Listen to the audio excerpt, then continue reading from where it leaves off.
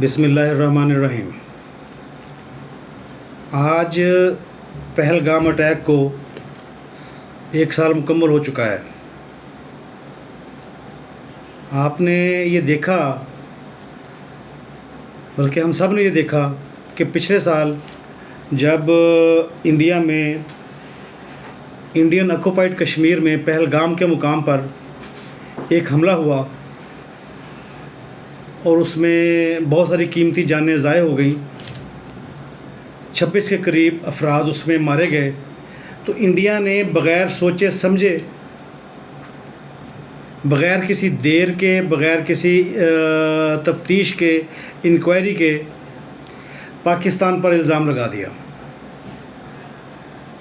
और इस इल्ज़ाम तराशी के बाद उसने मुसलसल दुनिया में, सारी दुनिया में प्रोपेगेंडा करना शुरू कर दिया कि भी ये अटैक पाकिस्तान ने अटैक करवाया है। रियासत पाकिस्तान ने, हुकूमत पाकिस्तान ने इंडियन गवर्नमेंट को, इंडियन अवाम को और सारी दुनिया को ये बताया कि पाकिस्तान की तरफ से इस किस्म की कोई भी एक्टिविटी नहीं है, बल्कि ये इंडियन जो उनके अंदरूनी मामलात हैं ये उसकी वजह से हुई होगी। लेकिन इंडिया ने और इंडियन प्राइम मिनिस्टर ने ख़ास तौर पर इंडियन प्राइम मिनिस्टर मोदी ने इल्ज़ामात का एक ऐसा सिस्टम, एक ऐसा सिलसिला शुरू किया जो रुकने का नाम नहीं ले रहा था।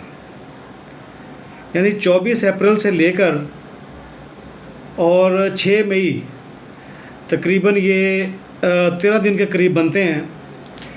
13 दिन तक प्राइम मिनिस्टर मोदी, इंडिया के प्राइम मिनिस्टर, मुसलसल सारी दुनिया में यही राग अलापते रहे कि ये हमला पाकिस्तान ने करवाया है और इसके नतीजे में हमने जो सिंध तास मुआहदा है, इंडस वाटर ट्रीटी है, उसको हमने सस्पेंड कर दिया है।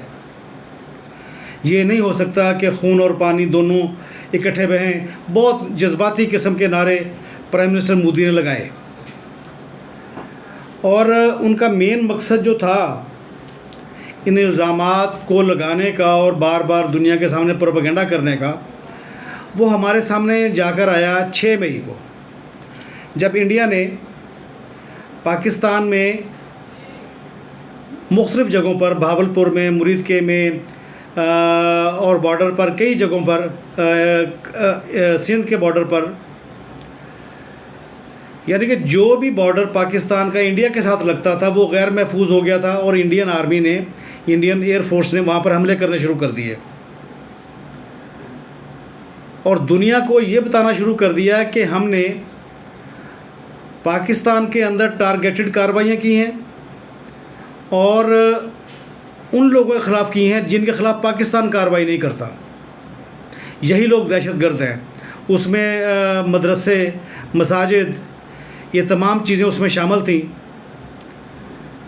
यानी कि इंडियन आर्मी ने, इंडियन प्राइम मिनिस्टर ने पाकिस्तान पिछले साल 6 मई 2025 को हमला करने से 13 दिन पहले से, पहलगाम अटैक के फ़ौरन बाद एक माहौल तैयार करना शुरू कर दिया था कि ये पाकिस्तान ने हमला करवाया है और हम पाकिस्तान पर हमला करेंगे और पाकिस्तान को आइंदा इस किस्म की ज़रूरत नहीं होगी।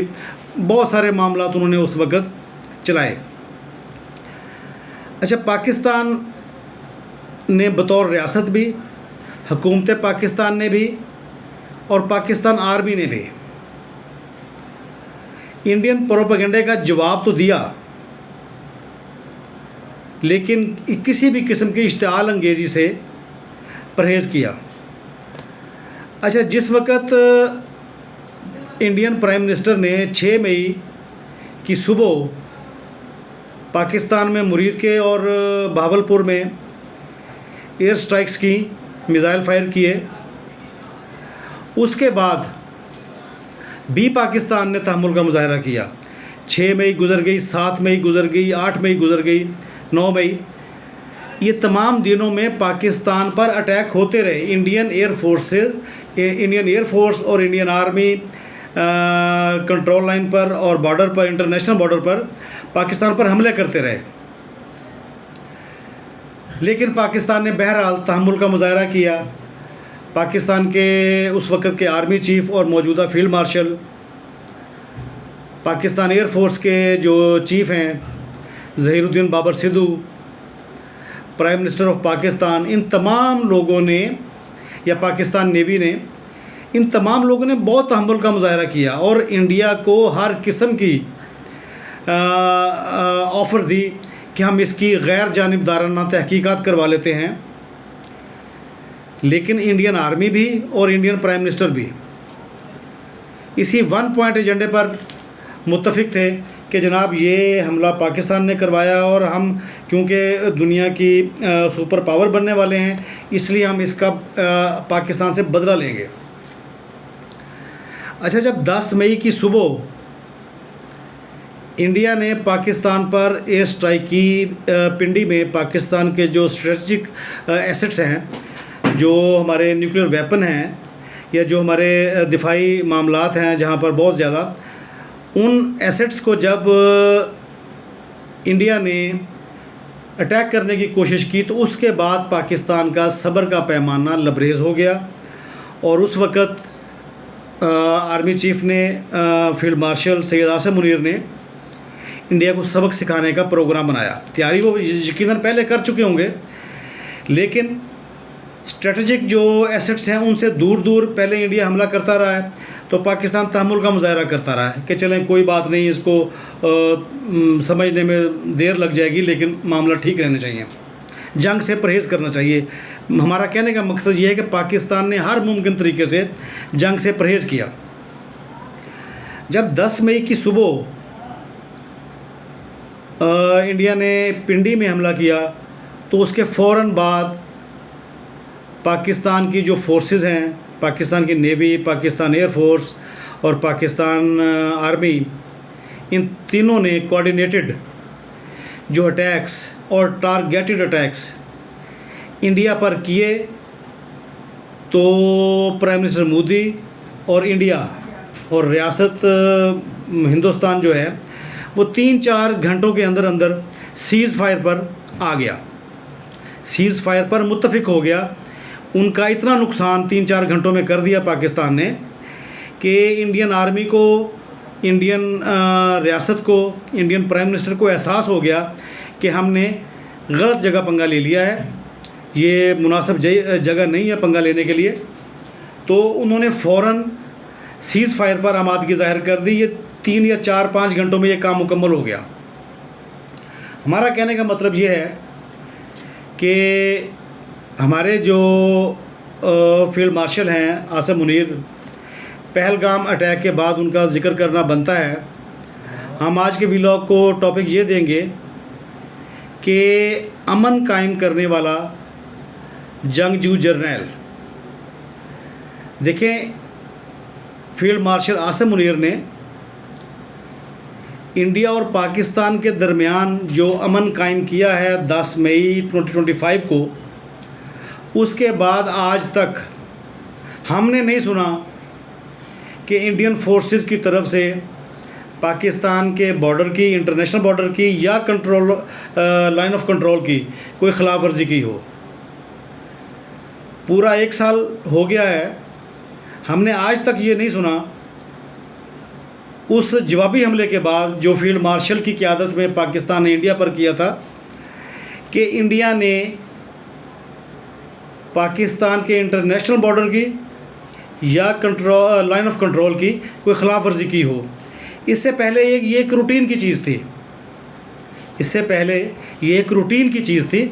लेकिन फील्ड मार्शल सैयद आसिम मुनीर ने अपनी जहानत से, अपनी ताकत से और अल्लाह ताला के करम से एक ऐसा अमन कायम कर दिया है कि पूरा 1 साल हो गया है। आप देख लें कि इंडिया की तरफ से किसी किस्म की कोई ख़िलाफ़ वर्जी पाकिस्तान के इंटरनेशनल बॉर्डर की या लाइन ऑफ कंट्रोल की नहीं हुई।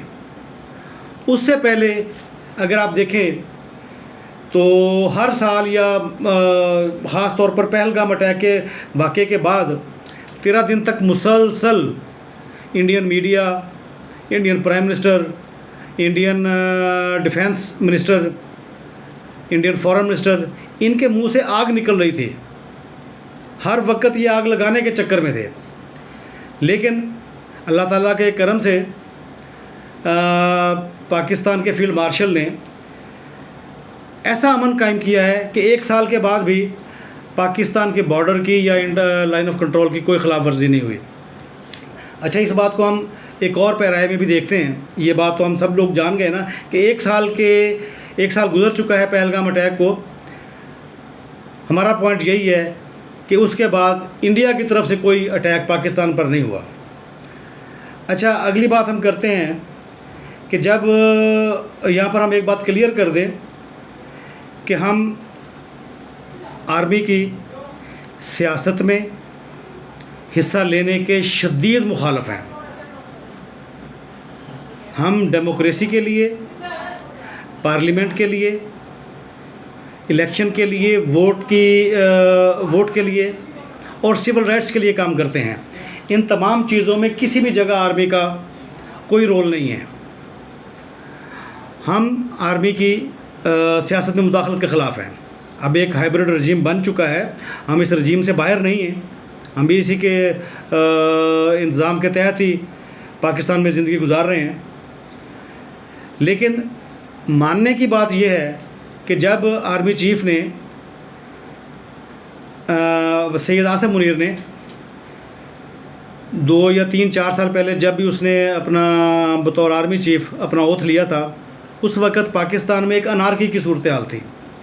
हर तरफ जलसे जुलूस, धरने, कभी किसी सियासी जमात की तरफ से, कभी किसी सियासी जमात की तरफ से, कभी सियासत के नाम पर, कभी मज़हब के नाम पर, कभी यानी कि हर तरफ एक अफरा तफरी का आलम था कि हर बंदा ये चाहता था कि हम ज़बरदस्ती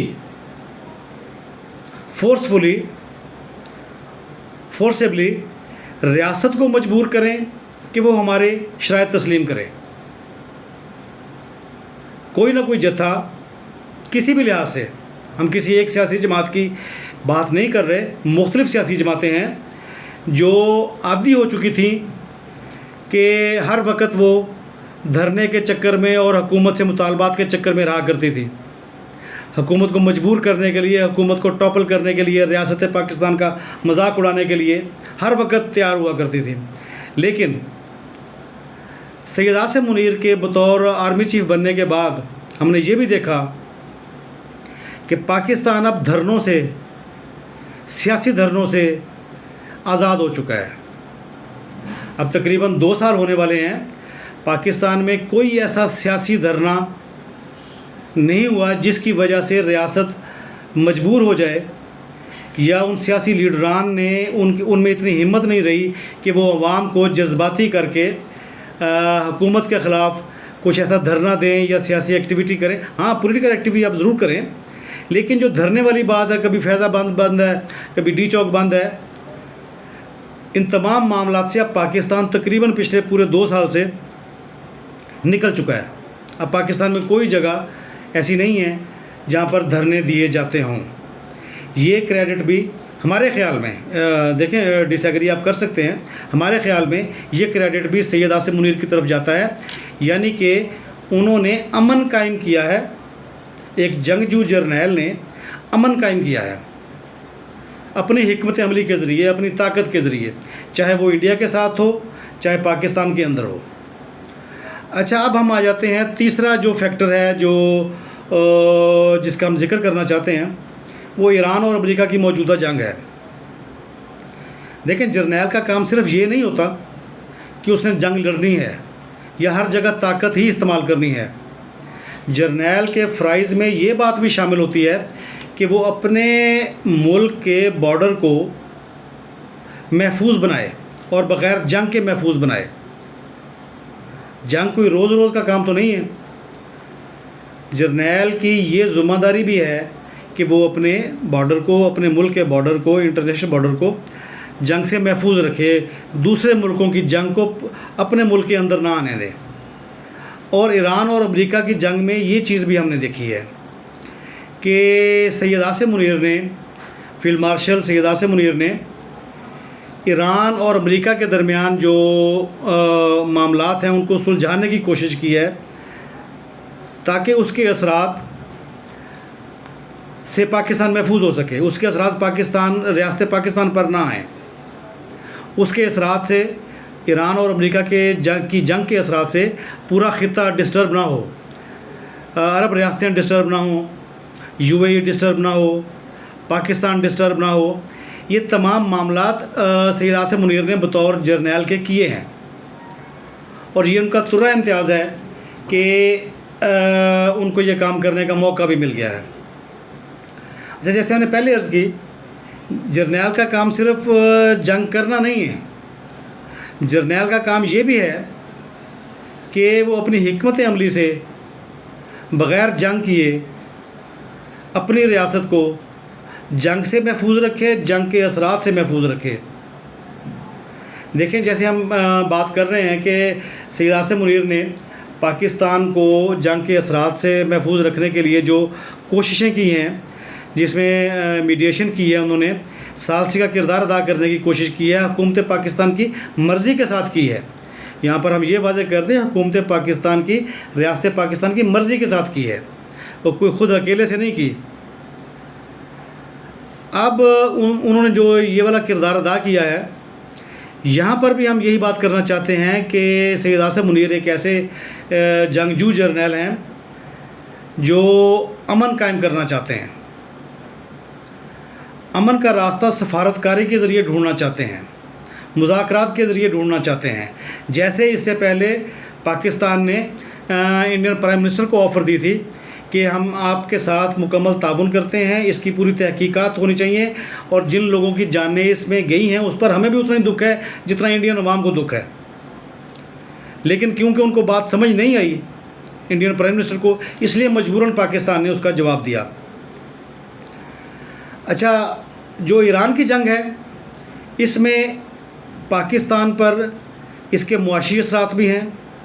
अगर फ़र्ज़ करें यूएई डिस्टर्ब होता है इस जंग से, तो वहाँ पर पाकिस्तान के लेबर जो है वहाँ पर काम करती है, वहाँ से अपनी इनकम जनरेट करती है। सऊदी अरब अगर डिस्टर्ब होता है तो वहाँ पर भी पाकिस्तानी मज़दूर काम कर रहे हैं, पाकिस्तान के मफादात हैं। पाकिस्तान के मफादात को बचाना और पाकिस्तान को उसके मुआशी असरात से बचाना भी, सिर्फ जंगी असरात से बचाना नहीं, मुआशी जो नुकसान हो सकता है उसके असरात से बचाना भी सैयद आसिम मुनीर ये काम कर रहे हैं। हमारा कहने का मतलब आज का सिर्फ इतना था कि पहलगाम अटैक, उसको 1 साल मुकम्मल हो गया है।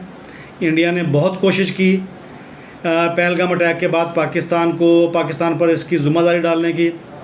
इंडिया ने पाकिस्तान पर हमला भी किया और पाकिस्तान ने उसका जवाब देकर अब एक ऐसा अमन कायम किया है कि अब 1 साल से कोई लाइन ऑफ कंट्रोल की ख़िलाफ़ वर्जी नहीं है, कोई इंटरनेशनल बॉर्डर की ख़िलाफ़ वर्जी नहीं है इंडिया की तरफ से। इसी तरीके से पाकिस्तान में जो धरने वाले मामलात थे, कभी किसी सियासी जमात की तरफ से, कभी मज़हब के नाम पर, कभी सियासत के नाम पर, कभी ज़ाती पसंद नापसंद की बुनियाद पर, वो धरने भी ख़त्म हो गए हैं। यहाँ पर भी सैयद आसिम मुनीर ने अपना किरदार अदा किया है। अच्छा, तीसरी चीज़ जैसे हमने ज़िक्र की, ईरान जंग में भी सैयद आसिम मुनीर ने अपना किरदार अदा किया है और जंगजू जर्नैल होने के बावजूद उन्होंने सालसी और मुज़ाकरात का रास्ता अपनाने के लिए दोनों फ़रीक़ैन को कोशिश की है कि वो टेबल टॉक करें। यहाँ पर हम आज का अपना व्लॉग ख़त्म करते हैं और आपसे गुजारिश करेंगे कि अगर हमारा व्लॉग पसंद आए तो इसे लाइक और शेयर करें। Thank you very much.